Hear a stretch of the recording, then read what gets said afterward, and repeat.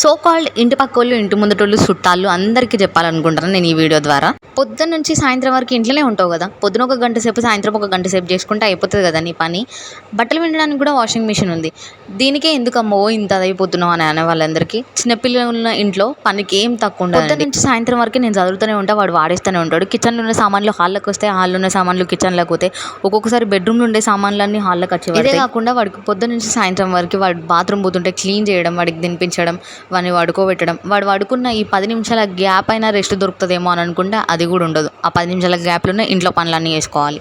సింతేనా, మేమైతే కడుపుతో ఉన్నప్పుడు, పొద్దులతో ఉన్నప్పుడు కూడా 2-3 బిందెలు ఎత్తుకొని అంత దూరం నుంచి నీళ్ళు తెచ్చిన రోజులు ఉన్నాయి. మీరు దీనికే ఓయిది అయిపోతున్నారు అని కూడా అంటారు. ఇట్లా అనేటోళ్ళు ఎవరో కాదు, ఈ స్టేజ్ని దాటేసి వచ్చిన వాళ్ళే ఇట్లా అంటున్నారు. కొంచెం అర్థం చేసుకోండి అమ్మా.